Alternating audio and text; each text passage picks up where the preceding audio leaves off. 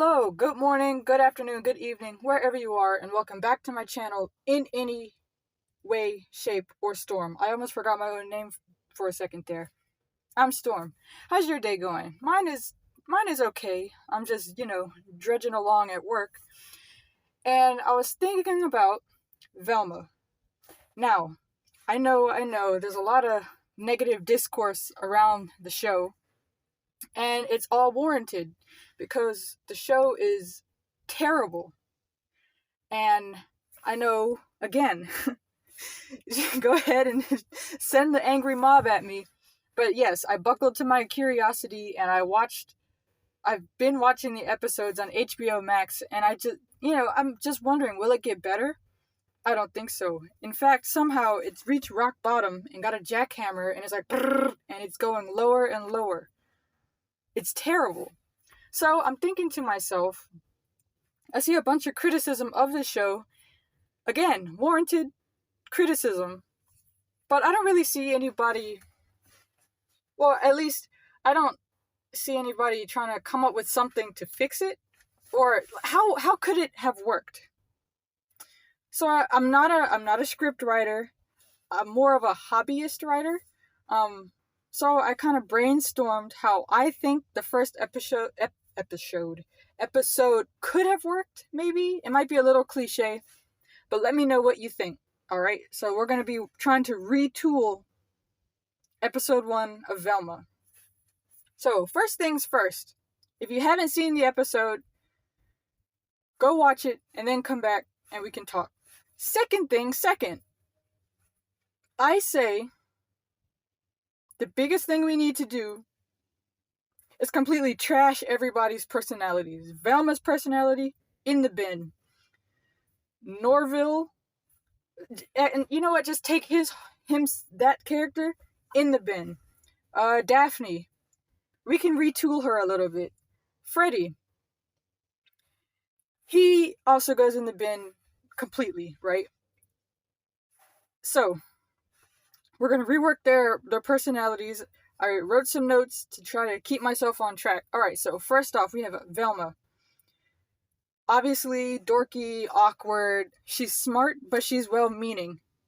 She's not this narcissistic, self-obsessed jerk like she is now in the show. We're gonna keep her, everybody knows her, and everybody gets along with her, but she's more on the fringes of society, She's like, everybody's like, oh, Velma, you nerd, right? But they don't, she's not annoying like she is now.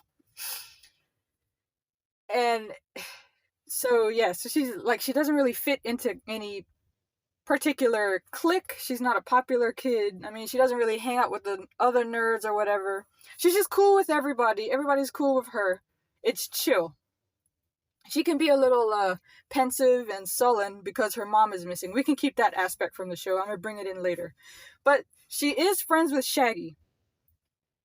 We're making him Shaggy, okay? He can be black, he can be white, he can be whatever, but he is going to be Shaggy. He's going to be, your, his core everybody loves Shaggy. You know what I mean? Shaggy. We're going with Shaggy. Not Norville, not 420 culture is yada yada. No, we're doing Shaggy. And we're going to bring in Scooby. And so Shaggy and Scooby could have this thing. Now, mind you, I'm not a comedy writer, so this might not be funny to you. But Shaggy and Scooby, Shaggy sneaks Scooby into the school by dressing him up as people. Like, oh, in this episode, Scooby's dressed up as like a teacher. In this episode, Scooby's dressed up like, I don't know, a popular kid. Or, he dresses up like people. Have you ever watched BoJack Horseman? In BoJack Horseman, there's a gag about these two kids in a trench coat called Vincent Adultman. And everybody is like, oh yeah, that's definitely an adult man, right? But BoJack is like, this is two kids in a trench coat. We can kind of do something similar where everybody sees Scooby as whatever he's dressed up as that day. Because we need him in the show. How do you have a mystery gang show and not have Scooby-Doo? That's insane to me. So anyways, Velma Shaggy, Scooby, cool. They all hang out, right? Very dope. All right, so we kind of go through the school day. We see how she interacts with other people. And while we go through this school day, we see Daphne and Freddie. Now, they're part of the cool people clique, but they're not jerks about it. They're like your quintessential, like, they homecoming king and queen, right? They date, but they're nice to people. You know, they're just like your all around good old good old boy type. You know what I'm saying? Like, Freddie is on the football team, classic stereotype. Daphne is head cheerleader, classic stereotype. They're dating, but they're like, they're sweet about it. That way, we need to root for them. The way they are in the show now, I don't root for them at all. So they can be in the popular kids group, and the rest of the popular kids can be the jerks, so that we root for Daphne and Freddie. You know what I'm saying? And we can also add the little cravat that Freddie is more of like he really wants to stay with the cool kids group or whatever, but when push comes to shove, he lets his morals, win out over, following status quo. Does that make sense?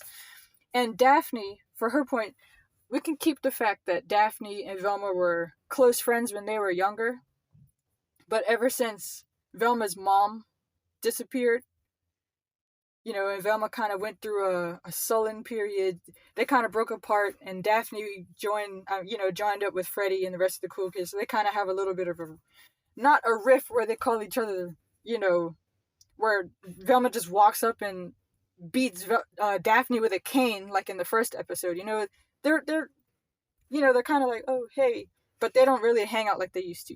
You know what I'm saying? So anyways, we can keep Shaggy's mom being the principal of the school, and whenever we see her, she's kind of got like a mysterious air about her. You're kind of like, is she actually, she could be a good red herring for the mystery that's going to happen. You know what I'm saying? Did she do it? Did she, and instead of being a lawyer, Velma's dad is the school guidance counselor. Because I really don't understand why they made Velma. I don't understand the whole court thing that they had going on, because to me, it didn't work. It was dumb. So we're going to make Velma's dad the guidance counselor. And so during the day, like on her lunch break or whatever, Velma goes and visits her dad's office. They kind of chat. Anytime when I was in school and a student had their parent working there, they would always go and be like, hey mom, hey dad, so you can kind of have that thing. So we follow Velma. She goes to visit her dad in the guidance counselor office. They chat a little bit, and we kind of see he's got like a picture, like a family picture of them, right? And we flash back to when they were a complete family. None of this weird cynical family dysfunction thing, because bro, I am so tired of seeing that in media. I mean, like, I understand we can have a little tension and stuff, but I'd hate the straight out vitriol that, like, in the current show, Velma and her dad, I hate how they interact. I don't know, I don't like it. So anyways, we flash back and we see Velma's mom, Velma's dad, Velma, they're all happy and stuff. Velma's mom is an up-and-coming mystery novel writer, to the point where, she's got enough of a following that people know her. She goes to book signings and stuff. Keep this in mind. Book signings, signatures. Yeah, and she likes to obviously help Velma in her mystery solving skill. She's like, oh, writing a book about a mystery or whatever. And she's like, oh, and she sets up little mysteries for Velma to solve, thus cultivating Velma's love of solving mysteries, And so through a little exposition or something, we find out that Velma's mom is working on a book about a serial killer who has a specific way of killing. I guess we can keep the weird scalping thing from the current show, just for the sake of, just for easiness, we're going to keep the scalping thing. So in her book, we have, like, a person gets scalped, And then there's the killer leaves like a calling card, like a signature. Ah, you seeing what I'm building up here? So one day she's like, "Oh, Velma and Velma's dad, I need to go to the library and research something." And they're like, "Okay, peace, see you in a little bit." And boom, she never comes back. Whoa, mystery, what happened? Where'd she go? So ever since then, Velma's been, a little different, obviously upset about the disappearance of her mom. So we return to present, and Velma's dad's like, "Yo, Velma, you good?" And she's like, "Yeah, I'm just thinking about mom." And he's like, "Velma, I mean, honey, I know it's really hard, but we really got to move on. It's been maybe a year, months, I don't know. But it's really sad, Velma, but we have to move on." Kind of establish that they're both sad about her mom leaving or going missing, right? And like he's the guidance counselor, so he knows he's trying his best to foster a good relationship with her and, like be supportive and stuff. But after this little exchange, Velma's a little tense and she leaves off. She's like, "Oh, I gotta go back to class," right? So on her way back to class, she meets back up with Shaggy and Scooby. We have some little Shaggy Scooby Velma hijinks.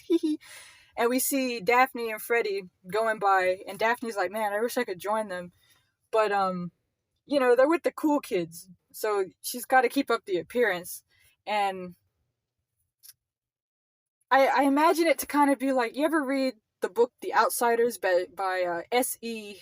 Hinton, I think it is?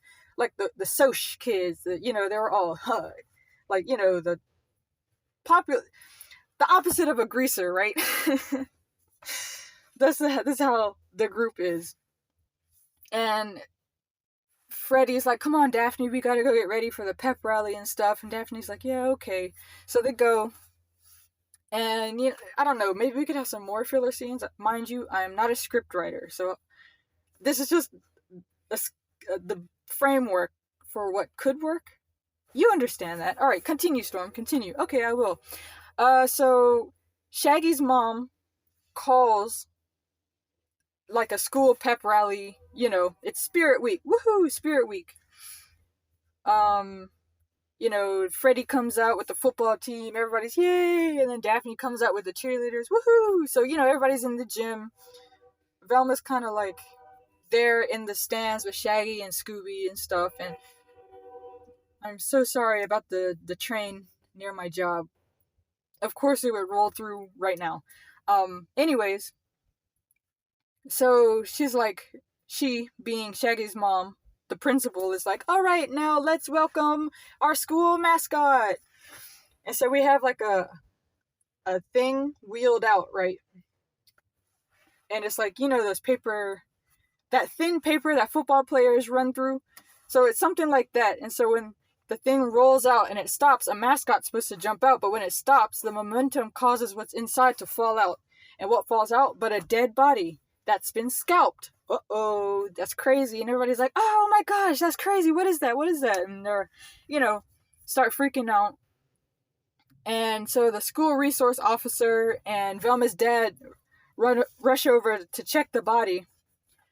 And, the scalp the top of the head falls open, and maybe there could be like a note in there, or just somewhere on the body is Velma's mother's signature. And, like I said, Velma's mother's that up-and-coming book writer. Everybody in the area, at least, knows about her. And they're like, "Whoa." And they all turn and look at Velma. And Velma's like, "Jinkies." So that would be the end of episode 1. I feel like, is it a little cliche? Maybe. But I feel like it could work much better than what we currently have. Because this first episode, it was painful. There are so many, if you don't want to watch it yourself, there are so many videos critiquing it. And, going point by point, or just straight up reacting to it, where the person's sitting there watching it. And it's like, it really is like, painful. Ooh, wince, right? So let me know what you think. Do you think my plot line might be able to work? I feel like it's a decent framework. I don't know. Like I said, I'm not really a super good writer. I'm a welder, for Pete's sake. But I do have a love of stories and storylines and plot and animation.